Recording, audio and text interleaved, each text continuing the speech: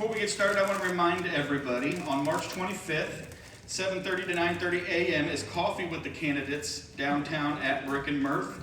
There'll be free coffee and waffles, and all the candidates there to take your one-on-one questions. And then also, if you go to phmomag.com, that is Ms. Connie Whitlock's online, what do you call that, forum? Magazine, thank you, online magazine. All of these will be at 3 p.m., but on March 8th, she's going to engage these individuals running for, no, that's at large. March 8th is the at-large candidates.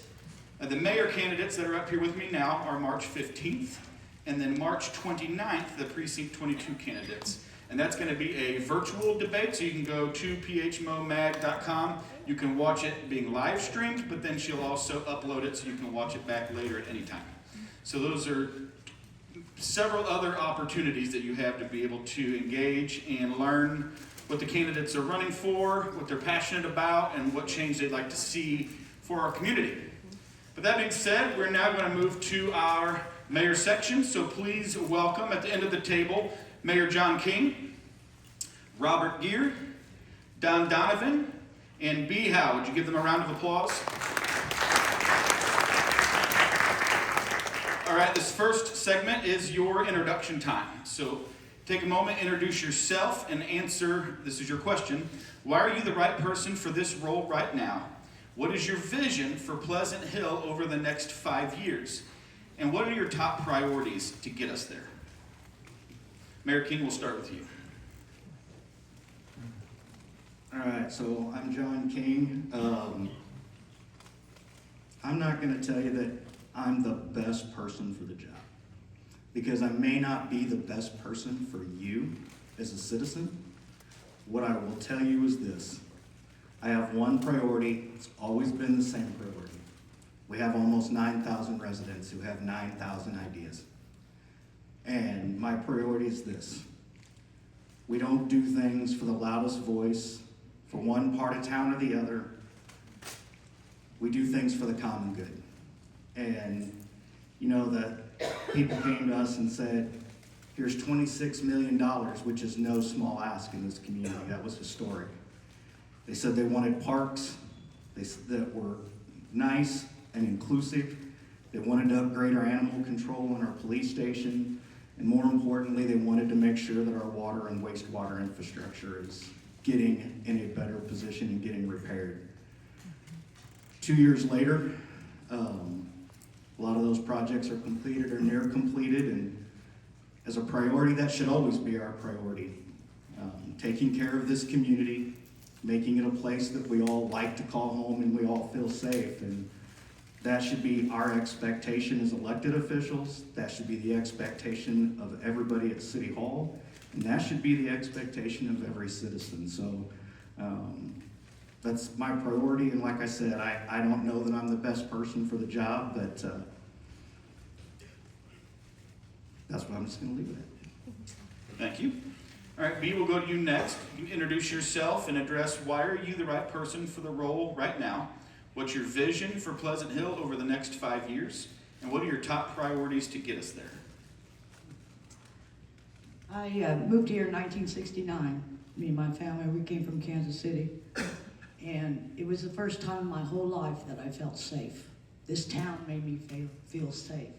I was able to walk the streets and not look behind my shoulders to worry about what was going to happen next. This town actually saved my life. And as far as the vision I have, I just want to serve. I'm a veteran, just like this young lady here, and her husband, by the way, very young, good, very nice, good-looking man over there. Anyway, I am passionate about this town. I have something in that time vault up there that's going to be opened up this year, 50 years ago. I have no idea what it is because I forgot. There's something in there. And my daughter was born in this town. Now, I know there was no hospitals. She was born in the house that me and my father and my brothers built after the tornado in '77. I was in that school when it hit. My daughter was born on the bathroom floor at 1404 Baltimore. So I am embedded in this town. I have passion for this town. I love this town, and that's what I want to serve. very much. Mr. Robert Geard, we'll go to you next. You can introduce yourself. Why are you the right person for the role now? And what's your vision for Pleasant Hill over the next 5 years? And and what are your top priorities to get us there? Awesome. Well, I'll start by saying hi, Rob Gear. I'm running for mayor because I care deeply about the future of our community, and I want to make sure that Pleasant Hill continues to be a place where families choose to live, where businesses want to invest and grow within our small town versus around us. Right? So I believe residents feel confident in the direction of our city, but like many residents, I'm invested in this community with my wife and my 3 daughters. I may not have lived here for as many years as some of the others on this stage right now, or some of the others that are running for candidacy in this election. However, I'm just as invested. I've made friendships over the years in this community, and some of those friends I now like to refer to as family. Some background on me: I went to school for business and finance, led me to my first financial job at a financial institution, and then kind of branched out into automotive and technology. Given my last name, Gear, I am truly a gearhead. Do a bunch of drag racing at NHRA, ran Pro Stock for a number of years, currently run Top Dragster as well. Have both of my daughters in junior dragsters, and they have a great time doing that. It's fun to just kind of like watch, obviously, my family go through or grow through that sport. In business, everything starts with an investment, just like what every single person up here is willing to do with this city.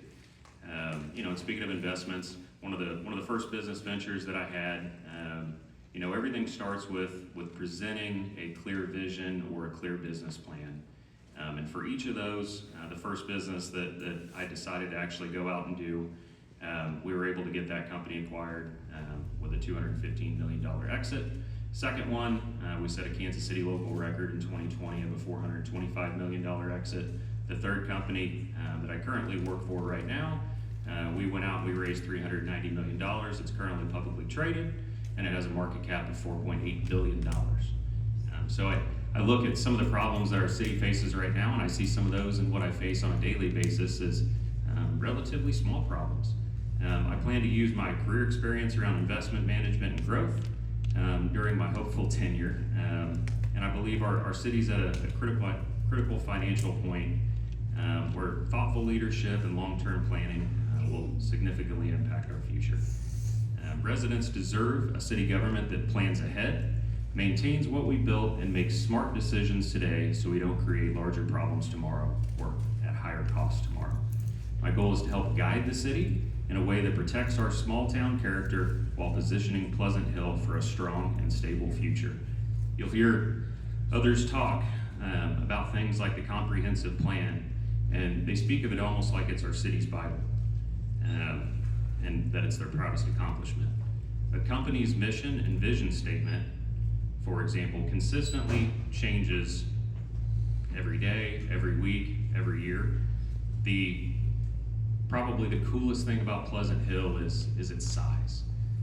The fact that we do have residents around that 9,000 number enables us to kind of pivot on a dime when other cities can't move, and they're consistently creating comprehensive plans that span 5, 10, or 20 years into the future. So that's something that I look forward to changing on a consistent basis instead of going back and reevaluating through the course of 5, 10, or 15 or 20 years. All right, thank you. Don Donovan, you can introduce yourself, and why are you the right person for this role right now? And what is your vision for Pleasant Hill over the next 5 years? And what are your top priorities to get us there? Okay, first I want to make sure, Robert Crawford, can you hear me in the back there? All right. I moved to Pleasant Hill in 2004 with my wife and 9-month-old child at the time. Pleasant Hill has been my home ever since. We could have moved multiple times, but this town is near and dear to my heart. I do a lot of different things here in town to make sure that the quality of life remains the same. My vision for Pleasant Hill for the 5 years is that I am a proponent of the comprehensive plan because I think that that does give us a plan to keep the feel of Pleasant Hill as it is today, but allow for growth and development in the future. We have a 40%, almost 40% vacancy rate in our downtown. We need to do things to strengthen the downtown and add more businesses down there. We need to provide, downtown's the heart of Pleasant Hill, and 7 Highway is the veins and the arteries that feed into that heart. And so not only do we need to work on the vacancy rate downtown, but also in those strip malls and things on 7 Highway as well, not just Price Chopper. We need small to mid-sized businesses. We need some light industry. But in order to do that, we're gonna have to work on our infrastructure and build our sewer and water lines and make sure that those are maintained properly in order to get there. And as mayor, I am a proponent of creating that Economic Development Council, so that way more people are involved in building this town than just the city council and the city staff. Thank you. All right, our next segment is on community involvement. And I just want to remind all of the candidates, I said this at the first section, I don't know that I said it for the council at large. Please try to keep your answers to 60 seconds so that we can get through all of the questions. For community involvement, Don, we're going to come right back to you. After the late 2025 resignation of the previous city administrator and the hiring of Kristen Dorman, how will you ensure stable city leadership and strengthen communication between City Hall and residents? So I think the hiring of Kristen Dorman was a fantastic hire, first of all. She was also involved with the 2040 comprehensive plan. And so I think as far as keeping open communications with residents and the city, there's a lot of times where it's just a public comment that is available to the residents at council meetings. And I think there needs to be more discussions and more time for the public to be able to speak and to address their concerns. One of the things I know that the city's been talking about was allowing the public to send in a written comment that could be read at the meetings. And I am in favor of that as well, because there are a lot of people that would attend city council meetings but don't.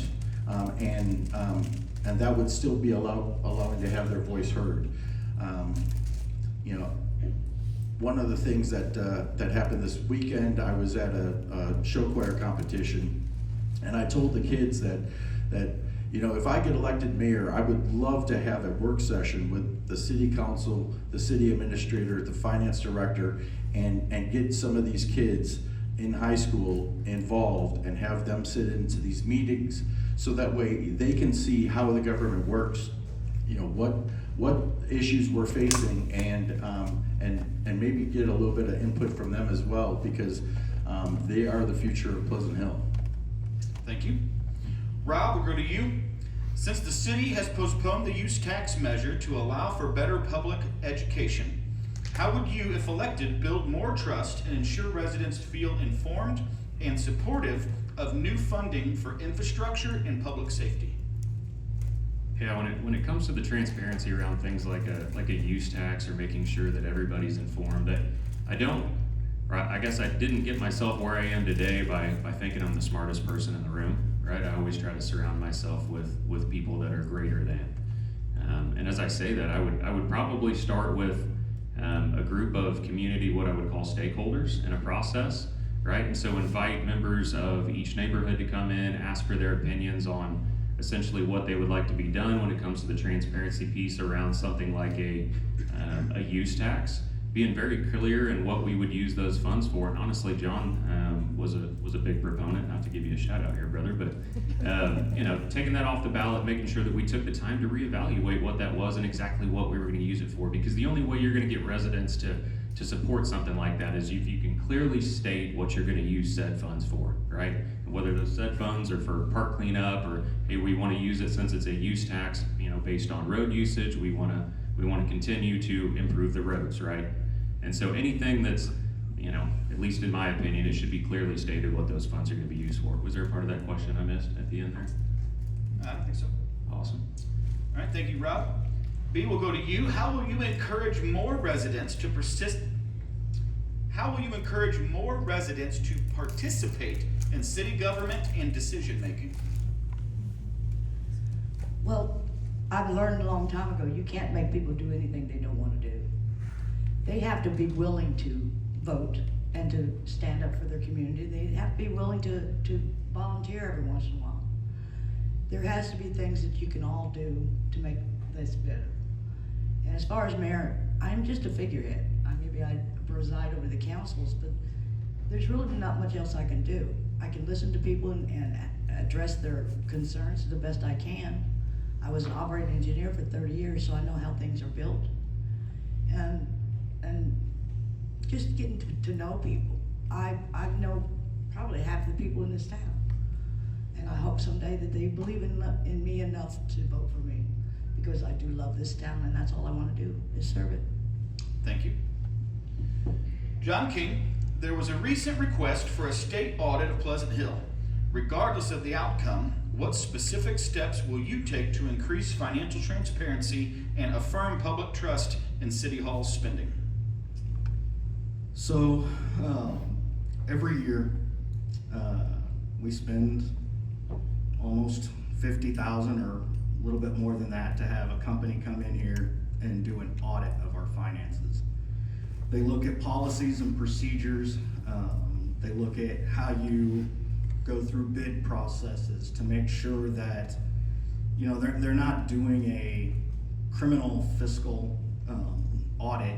What they're doing is, are your processes good? You know, we publish that report of how we go through it, how we get our ratings, and you know, they have to look at how money is spent and where it's going, you know, who has access to money. And for at least the time I've been on council and been mayor, our audits have always come back as really high scores. And I think that if the state comes in and does an audit, I mean, those are the exact things they're gonna look at, and they're gonna come back and they're gonna find things that we could probably do better. But you know, and it's something that B said, and I wish more people thought that way, is you gotta be present. There's not a participation medal for government. You have to be present. Citizens have to be present. They have to come to meetings. They have to ask questions. And, you know, we put our budget on the website for people to look, and, you know, these are lengthy discussions, and honestly, I wish more people would come in and be involved. And at the end of the day, I don't know that you'll ever make everybody happy about how you spend money. You know, someone said earlier today, you can't make everybody happy, and when you have a divided topic, half the room's gonna be pissed off at you. The only time as a politician you really accomplish something is when you piss everybody off. So, I think that's really all it is. And, you know, I'm public about it. I don't wanna spend the money for the state to come in and do an audit, but at the end of the day, the other side of that is, if they came out and they found something, then that would be important, and we do need to know if there's a problem. Thank you very much. The next segment is on infrastructure and growth. Rob, we'll start with you. How will you approach budgeting and long-term financial planning for the city?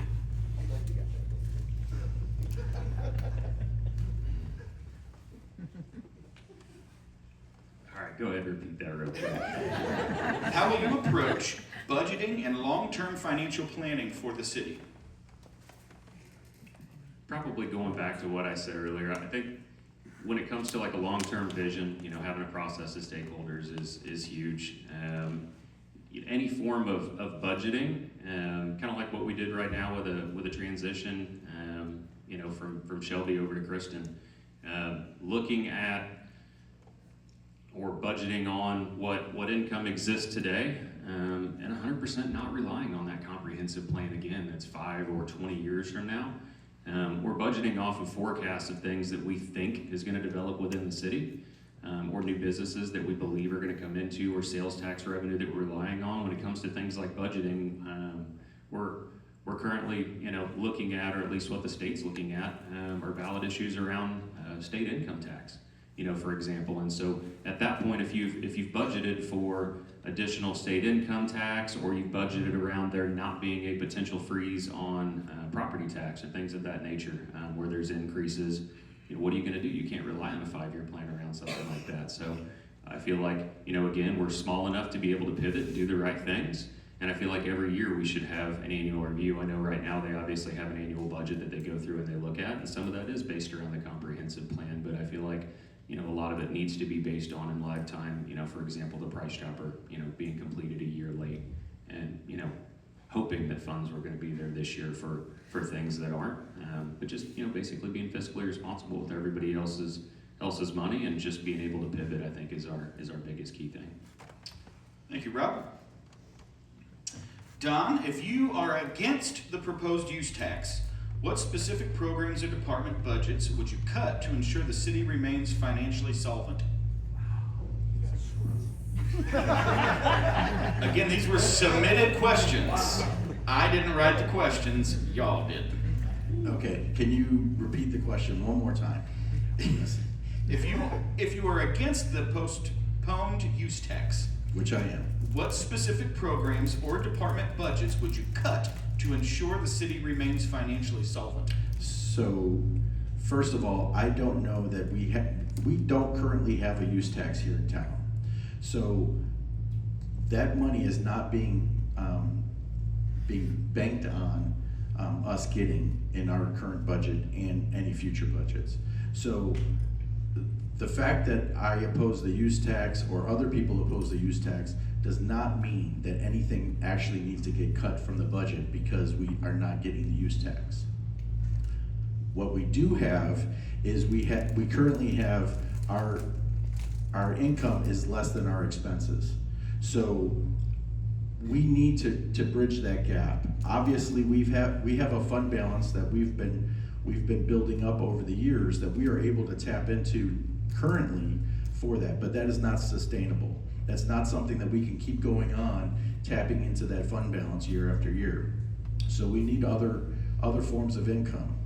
We need more retail business, small retail business that will allow the sales tax numbers to increase, and not something that the people of Pleasant Hill have to keep, you know, raising the sales tax in order to fund that. We need more businesses in order to do that. And so by trying to work with the downtown, with the vacant buildings, and try to do some incubator businesses to get more business in town, I believe that we can bridge that gap of the budget without having to slash anything. Because any of the programs that we slash, we're going to lose lose quality of life in Pleasant Hill. And that's not something that I want. I don't think that's something that anybody in here wants.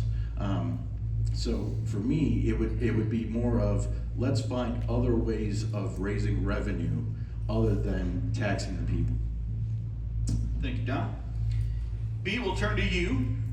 With the 46 depot window restoration and other historic preservation projects being considered, how will you support downtown business owners who face rising costs while trying to maintain Pleasant Hill's historic charm?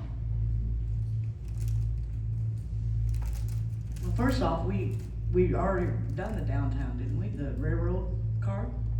Isn't that something that we did? At least I put in money and helped paint it. As far as the businesses downtown, people just need to come in with some ideals to make that work. And there's businesses that are open right now that are barely making ends meet. And as far as, what is the last part of that question? How will you support downtown business owners who face rising costs while trying to maintain Pleasant Hill's historic charm?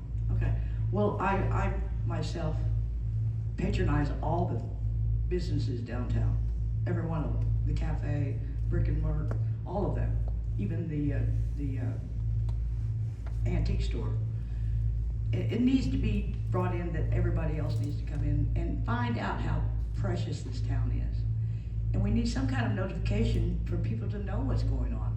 I suggest we put a bulletin board out on 7 Highway and ones that light up and tell people what's going on. Like the shimmy they had last March for St. Patty's Day. Half the people didn't even know about it because we have no paper letting them know. They need to be communicating to the people, and that's how we can do it. If we don't have a paper, then let's find another way. Thank you. All right, Mayor King, with $3.3 million in water and sewer bonds recently approved, residents are still vocal about the state of our streets and sidewalks. How does the city justify the heavy focus on park maintenance and utilities when many voters are signaling that road repair is their #1 priority? So when we did the 26 million, that was really based on the steering committees and the groups we had come in working on the comprehensive plan and some of the other plans we have in the city. And people really, the majority of the input we got was parks. You generally don't do general obligation bonds like we did for the parks and for the animal control, police station renovations. Those are done on general obligation bonds. Things like the water system are done on revenue bonds, which we got $10 million in the revenue bond for the water system. And we had some other money that was from a previous bond that we were finally able to allocate to that. And the reason that is because your water system, as we all know, we pay water rates, we pay sewer rates. That's how water system bonds work. And we only have so much room and ceiling for those bonds. 10 million was the highest we could go because those bonds have to be attached to your rates. So if we want to spend another $10 million on the water system, that means we have to increase water and sewer rates to get those kinds of bonds. So, you know, like we said earlier, you're not going to make everybody happy. And I mean, there were people that wanted to spend $11.5 million on a police station and they were unhappy that that money went to parks. There were people that wanted 26 million spent on the water system and they were unhappy. You know, we just get back to trying to do what's good, the common good for this community. And unfortunately, we still have work to do on the water system, but there's somebody in the audience that's gonna yell at me for saying this. I knock on wood, whatever I can. You know, we're spending that $10 million on renovations, water tower, pump stations, lift stations, notification systems for emergencies that, you know, we had water emergencies 3 years in a row, and we've gone well over a year now without an emergency. We've had problems, but the system's working, and we're getting it updated, and we still got a lot of work to do. Thank you.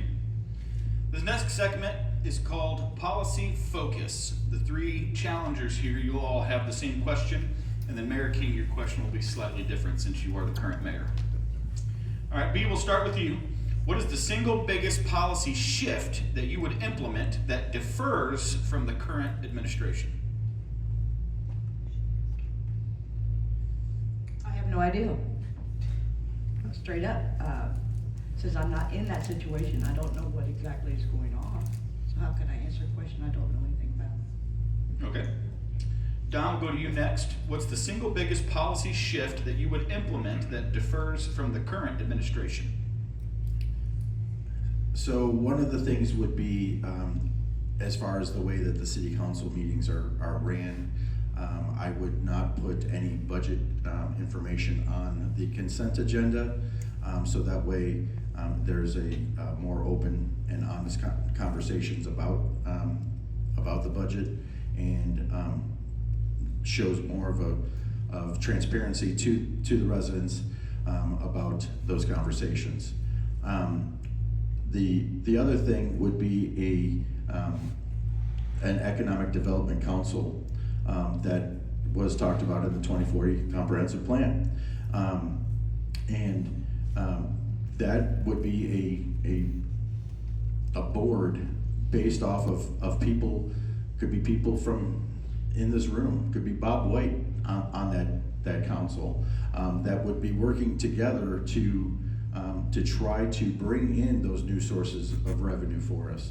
And that is something that should have been done already, and it's something that I would make sure that got implemented right away.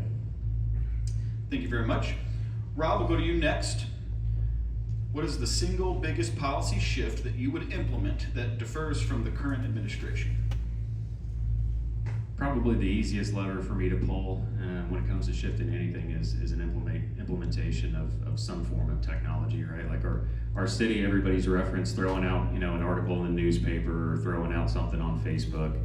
I'm a big technology guy, having 2 different companies that are based around that. So there's a lot of things that we could do that are app-based, as far as informing people what's going on with the city. But when it comes to kind of back to the core of the question around a policy shift, using some of that same technology to make our city staff more efficient.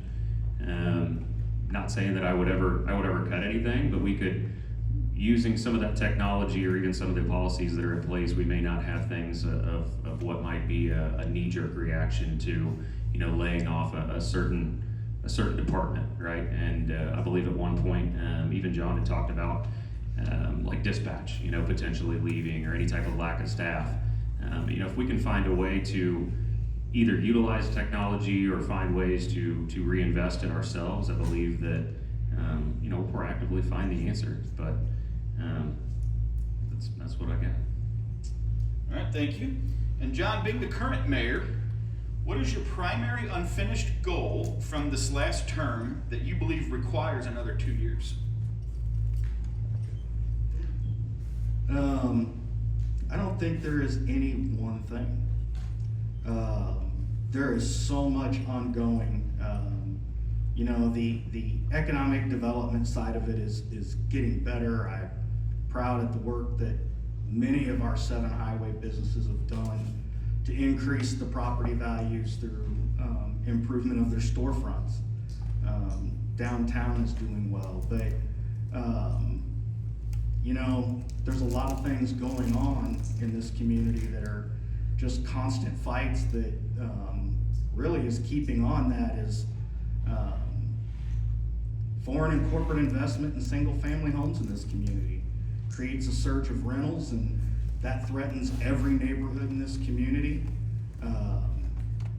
All around us, we're seeing cities getting inundated with high-density apartments and multifamily, and it's just creating traffic density problems and working to make sure that doesn't occur here. But I think the biggest one, and it's a real one right now, and it's the budget, and that's because we have a flattening of our revenues.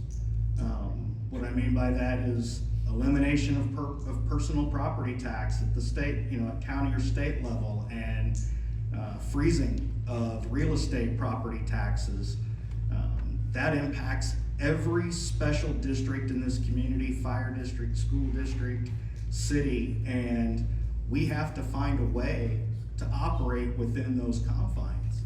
And you don't want to cut city services, which means we have to really focus and continue our focus on spending on water, wastewater, making sure that our water system continues to be maintained and continues to be upgraded during these times of deficit.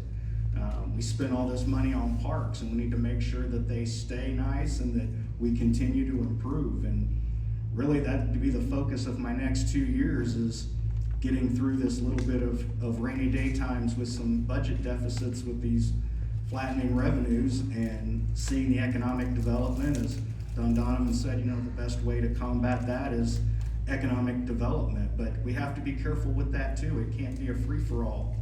There's an issue at the House right now. They're talking about making a complete exemption on sales tax for restaurants and food, all food, restaurants and stores. We don't have that. That sales tax goes away. We don't have that revenue. So we have to be careful about what businesses come in here, and we just have to keep maintaining and strengthening our tax base. Thank you. All right, to close, you'll each get 30 seconds to answer this simple question. And John, since you've answered last a few times, we'll start with you. So grab that mic back up. All right, simple question. In closing, what do you love most about Pleasant Hill? 30 seconds. Go, John. Community values. Go ahead, Rob. Just handed it off like he was ready. I'll chew up his 30 seconds. Honestly, it is that sense of community, and ever since I've moved here, turning a lot of those friends into family members has honestly been a blessing for my wife, my kids, and my family. And I would, I'd probably state, if any of you leave here taking away something, throughout this entire evening, to listen to all of what the candidates have had to say, around that sense of community, I believe that we're all made up of what I call 1%ers.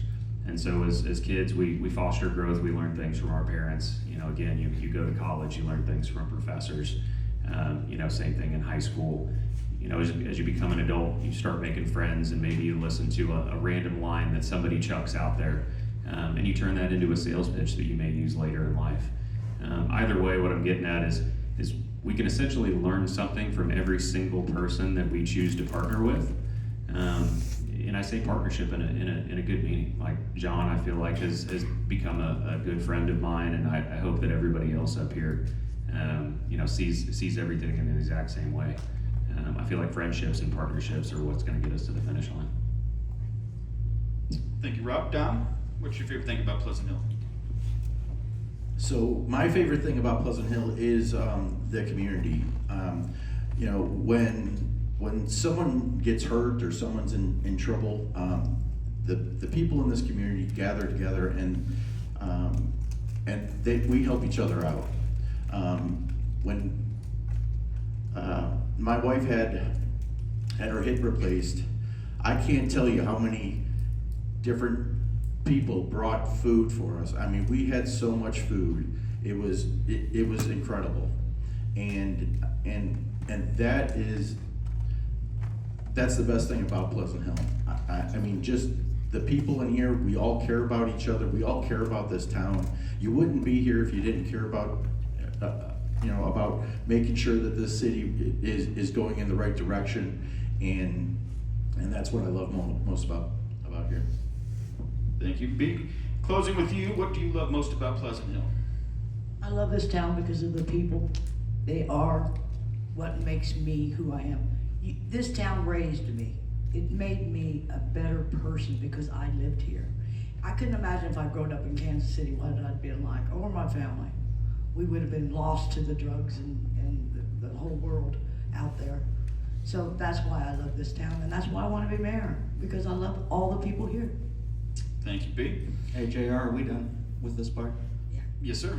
I want to thank you for doing this for us, all the candidates. I want to thank Jennifer and her for keeping us here and getting us this place, and I want to thank everybody for coming today. So, thank you all. Thank you for having me. One more time, on March 25th, 7:30 a.m. to 9:30 a.m. at Brick and Mirth downtown, Coffee with the Candidates.